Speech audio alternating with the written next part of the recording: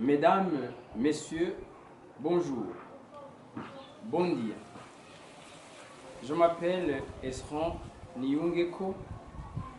Je suis président et représentant légal d'une organisation de droit burundais dénommée Abazimyamuliro Bazira Imbibe, Abi Burundi en sigle. En cette circonstance de dîner solidaire, j'aurais voulu vous faire un exposé détaillé sur les réalisations d'Abi Burundi en collaboration avec l'ONG Voisins sans frontières au Burundi. Mais comme le temps est court, permettez-moi de vous présenter quelques-unes des réalisations, en l'occurrence le projet autoconstruction de maisons pour la communauté Batwa de Vyegwagika en province d'Ongozi au Burundi. Pour commencer, je voudrais d'abord vous faire un aperçu sur la situation de la communauté Batwa au Burundi. Selon une étude réalisée par l'organisation Unissons-nous pour la promotion des Batwa, Uniproba en sigle, en 2018, l'effectif total des Batwa s'élevait à 78 071 personnes, soit près de 1% de la population burundaise.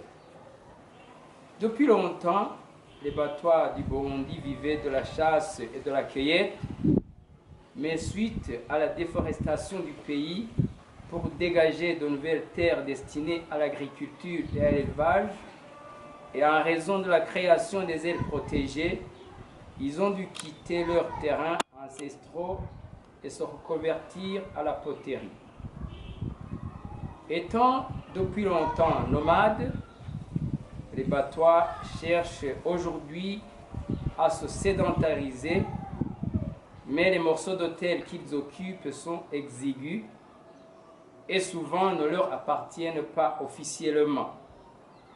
Ils souhaiteraient donc obtenir des propriétés foncières suffisantes pour pouvoir se stabiliser. C'est pourquoi en 2007, l'organisation Abazimyamuliro Bazira Imbibe, en collaboration avec Voisins sans frontières Espagne, a plaidé pour la communauté Batwa de Vyegwagika pour l'obtention des terres propres avant d'entamer le projet d'autoconstruction de maisons. En 2008, l'effectif total des ménages et des Batwa de Vyegwagika s'élevait à 144 ménages, lesquels ont reçu la titularisation des terres qu'ils occupaient. Dès lors, l'objectif fixé était de chercher des financements en vue de doter de logements décents à tous les 144 ménages de Vyegwagika. Aujourd'hui, nous venons de terminer la 4e phase du projet d'autoconstruction de maisons avec un total de 87 maisons.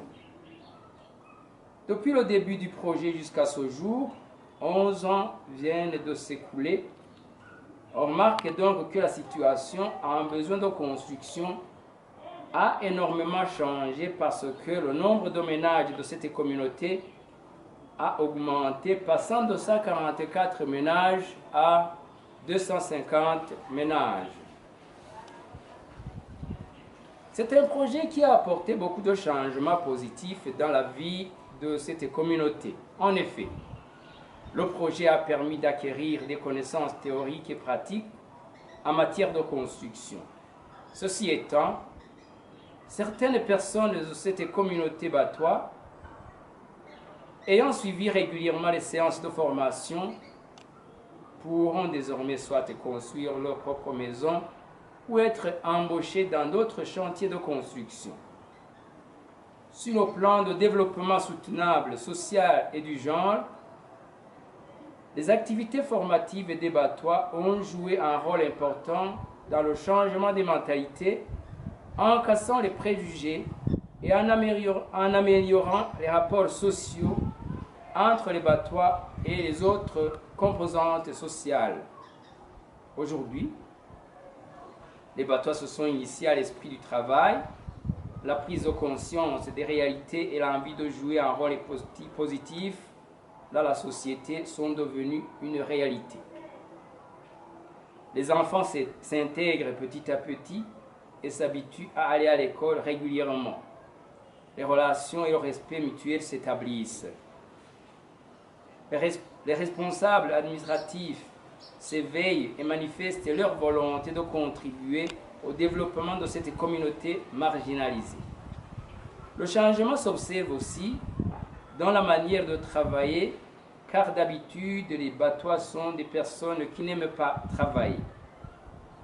Pour le cas des femmes Batois, le changement s'observe au niveau de la santé et de la propreté.